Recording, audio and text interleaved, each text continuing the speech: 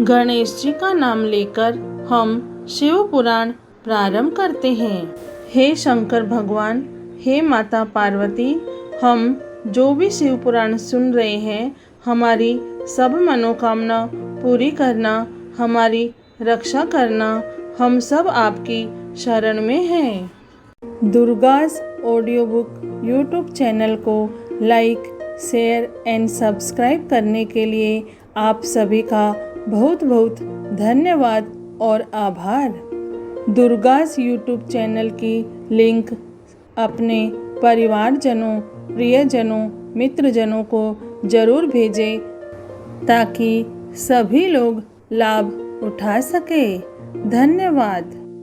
शिव पुराण में श्री शतरुद्र संहिता में 28वां अध्याय प्रारंभ करते हैं। यतिनाथ हंस रूप अवतार।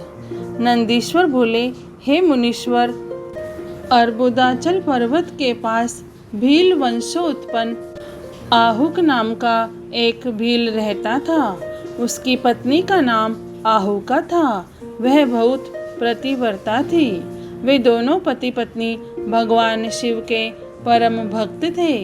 एक दिन वह शिव भक्त भील भोजन की तलाश में बहुत दूर निकल गया।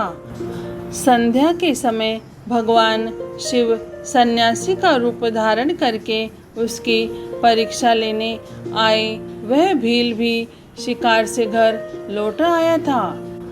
तब यति रूप में शिवजी उनके घर पहुँचे। भील ने उनका विधि पूर्वक पूजन किया।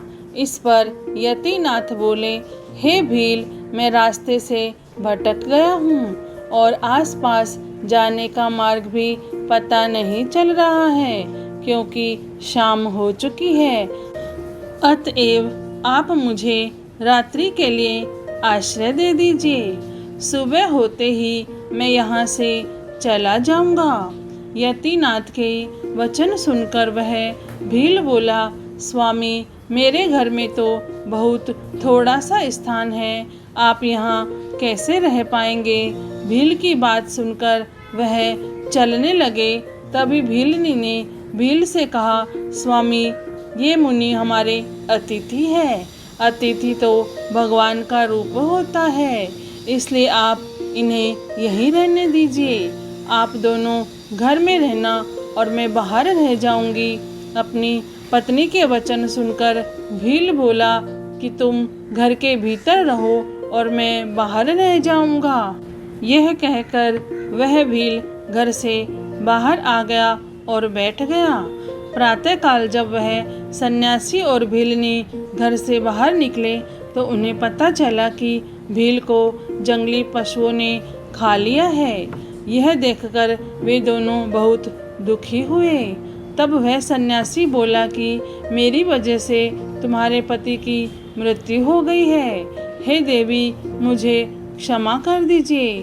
तब वह भीलनी कहने लगी कि आप दुखी न हो। अतिथि की रक्षा करना हमारा धर्म है और मेरे पति ने अपना धर्म निभाया है। यह कहकर उस भीलनी ने चिता की तैयारी की और उसमें अग्नि प्रज्वलित कर सती होने लगी। उसी क्षण भगवान शिव वहाँ प्रकट हो गए और बोले, तुम धन्य हो, मैं तुम पर प्रसन्न हूँ। तुम अपनी इच्छा अनुसार वर मांगो, मैं तुम्हारी इच्छा अवश्य पूरी करूँगा। देवादिदेव महादेव जी को इस प्रकार सामने पाकर भीलनी बहुत प्रसन्न हुई और शिवजी की स्तुति करने लगी। बहुत कहने पर जब भीलनी ने कुछ नहीं मांगा, तब भगवान शिव बोले, अगले जन्म में मैं हंस रूप में प्रकट होऊंगा। तुम विदर्भ नगर में भीमराज की पुत्री दमयंती के रूप में जन्म लोगी। उस समय यह भील निषाद देश का राजपुत्र होगा। उसके पिता वीरसेन होंगे और उस जन्म में उसका नाम नल होगा।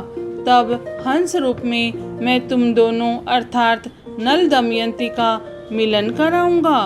उस समय तुम समस्त राज भोगने के पश्चात मोक्ष को प्राप्त होंगे। यह कहकर भगवान शिव वही लिंग रूप में स्थित हो गए। भील के धर्म के प्रति अचल रहने के कारण यह लिंग अचलेश नाम से जगत में प्रसिद्ध हुआ। अगले जन्म में भील नल भीलनी दमयंती बने और भगवान यतिनाथ शिव ने हंस रूप में जन्म लिया और उनके पूर्व जन्म के पुण्य से प्रसन्न होकर उन्हें सुख प्रदान किया। शिव पुराण में श्री सत्यरुद्र संहिता में 28वां अध्याय पूर्ण हुआ। हे भोलेनाथ, हे शिव शंभु, हे माता पार्वती, आपको कोटि कोटि प्रणाम और कोटि कोटि धन्यवाद। जय भोलेनाथ।